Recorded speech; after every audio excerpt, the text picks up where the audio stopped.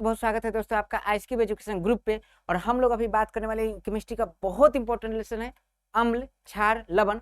और कभी भी याद रखना है जो कंपटीशन का सिलेबस है उसमें इस लेसन से सवाल मिस नहीं होता है। चलिए तो बहुत आराम से इस लेसन को बहुत डिटेल में देखेंगे। लेसन का नाम क्या है फिर से बोलिए, अम्ल क्षार लवण। तो अभी हम बात करने वाले अम्ल पर, कुछ प्रमुख अम्ल पर और अम्ल के जो कुछ यौगिक है उसकी खास विशेषताएं पर।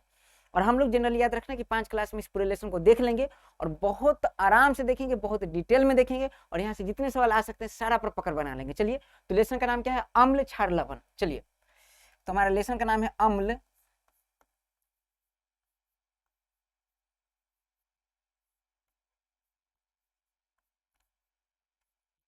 क्षार और लवण। Acid base and salt. सबसे पहले टॉपिक आता है कि अम्ल है क्या। सबसे पहला बात हम लोग इसमें पूरा बात क्या किस पे करने वाले, अम्ल पे बात करेंगे, बाद में क्षार पर बात करेंगे और जब अम्ल पूरा कमांड हो जाएगा तब क्षार पर बात करेंगे और क्षार पर पूरा कमांड हो जाएगा तो अम्ल और क्षार के टॉपिक को अप्लाई करके हम लोग लवण पर बात करेंगे, फिर सारा टॉपिक कंप्लीट हो जाएगा। यकीन मानिए अगर आप साइंस बैकग्राउंड से हैं तो बहुत बुरी बात है, मैं उन्हें भी सिखा दूंगा जो साइंस बैकग्राउंड से नहीं है। चलिए तो टॉपिक क्या है, अम्ल। सबसे पहले हम देखेंगे अम्ल टॉपिक। अम्ल अम्ल होता क्या है, चलिए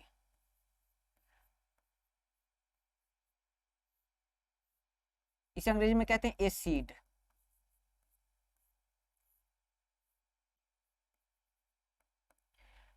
क्या कभी आपको खट्टा खाने का मन करता है? कभी आप सोचने का प्रयास किए कि आखिर कोई पदार्थ खट्टा क्यों होता है? देखिए दो बातों पर निर्भर करता है। खट्टा लगना हमारे जीभ के स्वाद कलिकाओं पर भी निर्भर करता है। पदार्थ खट्टा क्यों है ये निर्भर करता है अम्ल पर। याद रखना कोई पदार्थ खट्टा क्यों होता है, वह पदार्थ अम्ल की उपस्थिति के कारण खट्टा होता है। अर्थात याद रखना कि अम्ल क्या है, तो वह पदार्थ जो स्वाद में खट्टा हो उसे अम्ल कहते हैं। जनरली अम्ल की जो उत्पत्ति हुई है एक लैटिन वर्ड एसिडस से हुई है। एसिडस, ए सी डस, जिसका मतलब होता है सावर। और सावर का क्या मतलब होता है, खट्टा।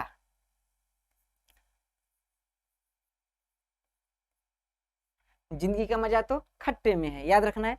तो याद रखना है अगर आपसे पूछे कि एसिड वर्ड की उत्पत्ति कहां से हुई तो लैटिन वर्ड है एसिडस। और एसिडस का मतलब होता है खट्टा। और वैसे पदार्थ जो स्वाद में खट्टा हो सारे के सारे क्या कहलाते हैं, अम्ल कहलाते हैं। सारे के सारे क्या कहलाते हैं, अम्ल कहलाते हैं। जो पदार्थ स्वाद में खट्टा हो क्या कहलाते हैं, अम्ल कहलाते हैं।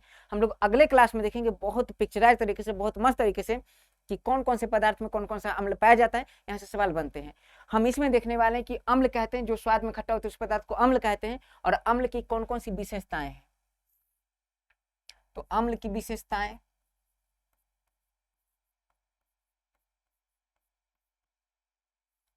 तो अम्ल की अगर बात करें तो जो पहली विशेषताएं है याद रखना है, पहली विशेषताएं अम्ल की कि स्वाद में खट्टा होता है। तो याद रखना है इसका स्वाद कैसा होता है, स्वाद कैसा होता है, तो इसका स्वाद होता है खट्टा, याद रख लेना है।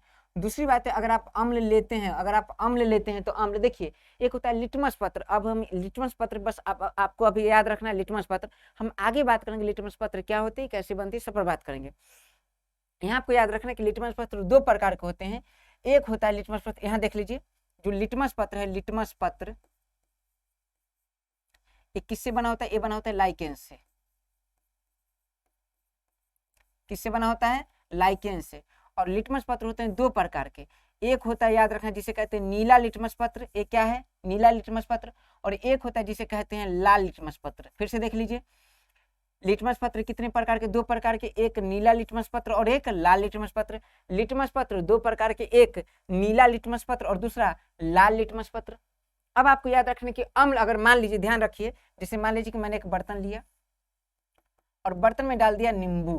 बर्तन में क्या डाल दिया, नींबू का रस, नींबू का रस। तो मुझे बताइए कि नींबू स्वाद में कैसा होता है, खट्टा या कड़वा, खट्टा। जब स्वाद में खट्टा है साफ साफ है क्या होगा, क्या होगा, अम्ल होगा। हमने क्या देखा कि नींबू लिया, नींबू का रस इसमें डाल दिया, उसके बाद हम क्या किए कि हम नीला लिटमस पत्र को उठा के इसमें डालें। किसे उठा के डालें, नीला लिटमस पत्र को हम उठा के इसमें डालें। ये नीला लिटमस पत्र को डालें, लेकिन डालने के बाद पता चला कि नीला लिटमस पत्र अब जितना नीला लिटमस पत्र नींबू के अंदर है उतना नीला लिटमस पत्र क्या हो चुका है, लाल हो चुका है। मतलब साफ साफ है कि जो अम्ल जो होते हैं वो नीले लिटमस पत्र को लाल में बदल देता है। अम्ल नीले को लाल में बदल देते, सवाल पूछा जाता है। अम्ल नीले लिटमस पत्र को लाल लिटमस पत्र में बदल देता है। अब हो सकता है बातें मैं भूल जाऊं, तो कैसे याद रखूंगा, तो याद रखना है आपको, नाम याद रखना है अनिल। क्या याद रखना है, अनिल अनिल अनिल। अब कैसे, अब एक का मामला बताता हूं, इसको याद रखने का क्या तरीका है। अनिल क्यों, तो अ से याद रखना है अम्ल, नी से याद रखना है नीला, और ला से याद रखना है लाल। जो नीला को लाल में कर दे वही क्या है, अम्ल है। सवाल पूछा जाता है। लेकिन मेरा मन में मतलब है ना कि शरारत सूझा, और शरारत सूझने के बाद हम क्या किए, हम इस अम्ल में नीला को न डाल के हम लाल डाल दिए। लाल डालने पर क्या होगा, तो लाल डालने पर कोई प्रभाव नहीं पड़ेगा। याद रखना है, अम्ल क्या करता है, नीले लिटमस पत्र को लाल में बदल देता है, लेकिन लाल लिटमस पत्र को क्या नीले में बदल देगा, नहीं, बिल्कुल नहीं, लाल पर कोई प्रभाव नहीं पड़ेगा। तो इस बात को भी याद रखना कि अम्ल लाल लिटमस पत्र पर, लाल लिटमस पत्र पर क्या रहता है, प्रभावहीन रहता है।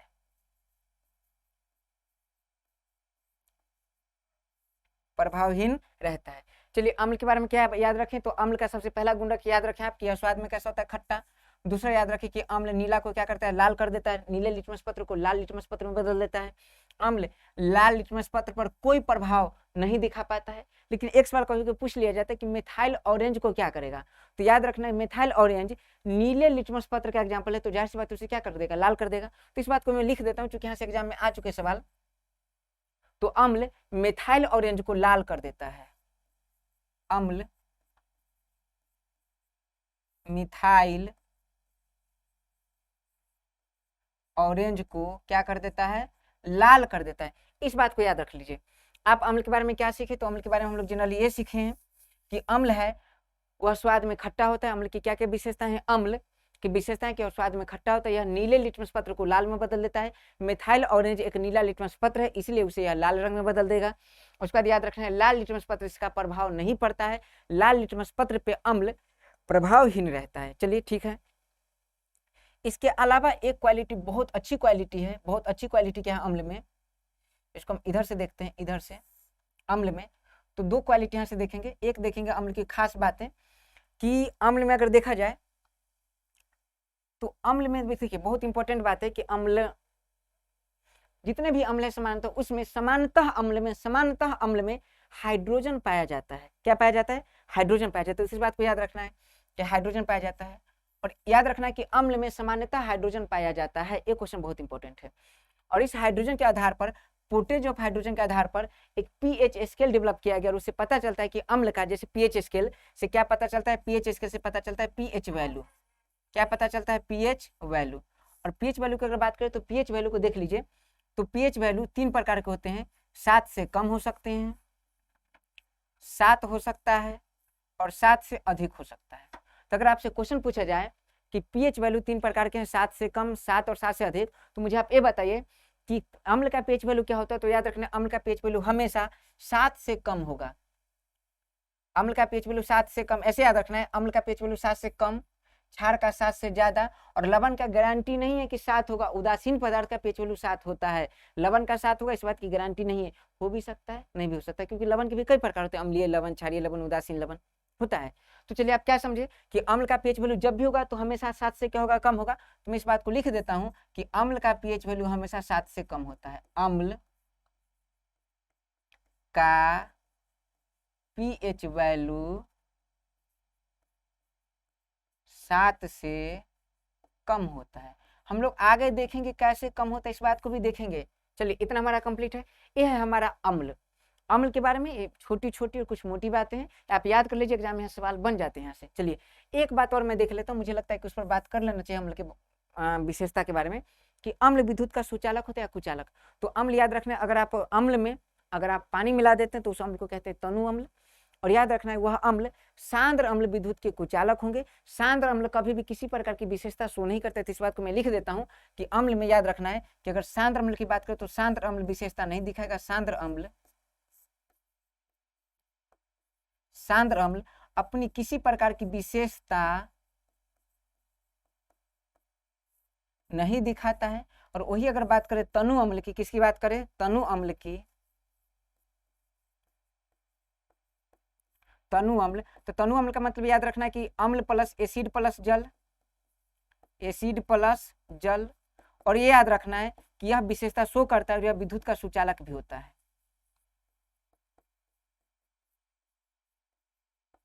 विद्युत का सुचालक होता है। अगर आपसे क्वेश्चन पूछा जाए कि अम्ल को तनुकृत करते समय जब अम्ल में हम जल मिला देते हैं तो वह विद्युत का सुचालक क्यों हो जाता है, क्योंकि याद रखना है कि वह H+ आयन निकालता है। जब H+ आयन निकालेगा तो पॉजिटिव और निगेटिव के कारण वह विद्युत का सुचालक हो जाएगा। तो ये बात हमारा बहुत इंपॉर्टेंट है अम्ल के बारे में। तो अम्ल की कुछ विशेषता हम लोग देख चुके हैं। अब हम देख लेते हैं अम्ल के प्रकार। तो चलिए बहुत आसान है, अम्ल के प्रकार देख लेते हैं। चलिए तो टॉपिक क्या होगा हमारा, अम्ल का प्रकार। अम्ल के प्रकार, देखिए अम्ल के मुख्य रूप से 2 प्रकार होते हैं। अम्ल की अगर बात करें तो मुख्य रूप से कितने प्रकार, तो अम्ल के मुख्य रूप से 2 प्रकार होते हैं। एक प्रकार की अगर बात करें तो एक प्रकार को कहा जाता है अकार्बनिक अम्ल,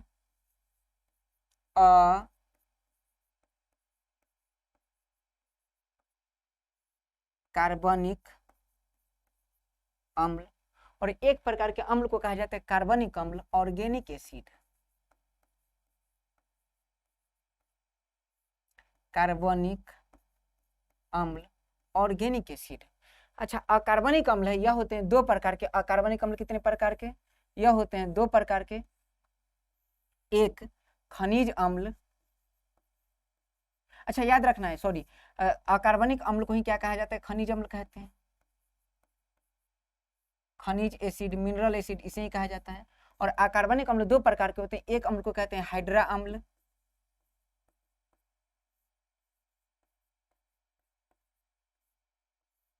और एक अम्ल को कहते हैं ऑक्सी एसिड, ऑक्सी अम्ल। और कार्बनिक अम्ल में बहुत सारे अम्ल हैं। जैसे अगर आपसे पूछे जाए ऑक्जैलिक अम्ल, आप नाम सुने होंगे,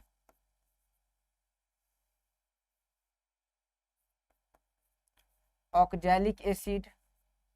उसका देख लीजिए कार्बोनिक एसिड, उसका देख लीजिए जनरली लैक्टिक एसिड, उसका देख लीजिए जितने भी कार्बोजाइलिक एसिड है, जितने भी कार्बोजाइलिक एसिड है, कार्बोजाइलिक एसिड जितने भी, जैसे एसिटिक अम्ल हो गया, फॉर्मिक अम्ल हो गया, जितने भी एसिटिक अम्ल, एसिटिक एसिड, फॉर्मिक एसिड, उसका देख लीजिए एसिटिक अम्ल, फॉर्मिक एसिड, काफी हो गया। ये सब जितने सब कार्बनिक एसिड है, हम लोग सब पर बात करेंगे। लैक्टिक एसिड हो गया, ऑक्जैलिक एसिड हो गया, सब जितने कार्बनिक अम्ल है। हाइड्रा अम्ल में क्या कहोगे, देखिए हाइड्रा अम्ल पकड़ने का क्या तरीका है, तो बहुत आसान है कि इसमें हाइड्रोजन जरूर मौजूद होगा। हाइड्रोजन के अलावा देखिए जैसे लिख दिया मैंने HF, गौर कीजिए ठीक से,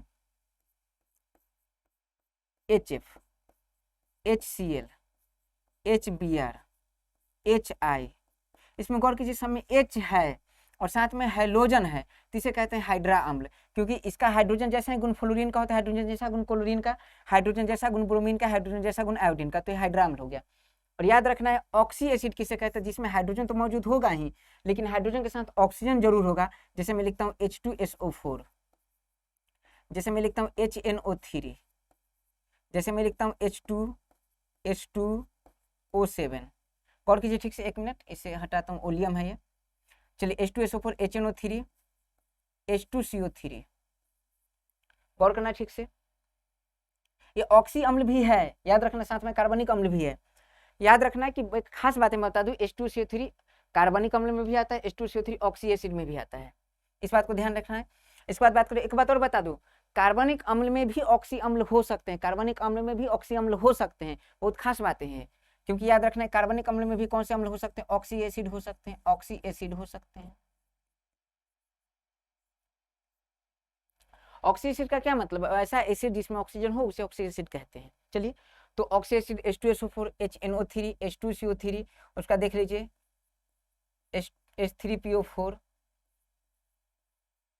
ये सब क्या है, ऑक्सी एसिड है।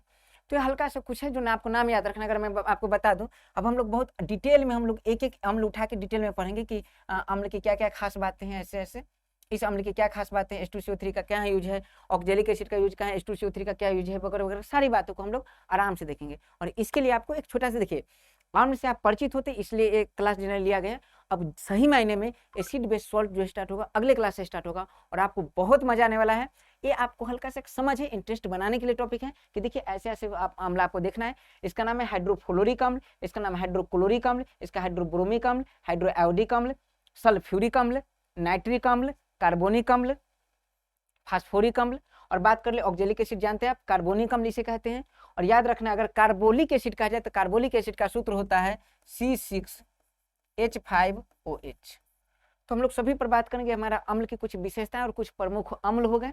अब हम लोग बात करने वाले हैं अगले क्लास में अम्ल जनरली जितने यौगिक है, इस अम्ल की, इस यौगिक का क्या उपयोग है, क्या क्या विशेषताएं हैं, और जो जैसे नींबू में कौन सा अम्ल पाया जाता है, आंवला में कौन सा अम्ल पाया जाता है, सांप में कौन सा अम्ल है, बिच्छू में कौन सा अम्ल है, मधुमक्खी में कौन सा अम्ल है, हम सारे आयाम पर बात करेंगे अगले क्लास में। मिलते हैं अगले क्लास में इसी ऊर्जा, इसी उमंग और नए जुनून के साथ। जय हिंद, जय भारत।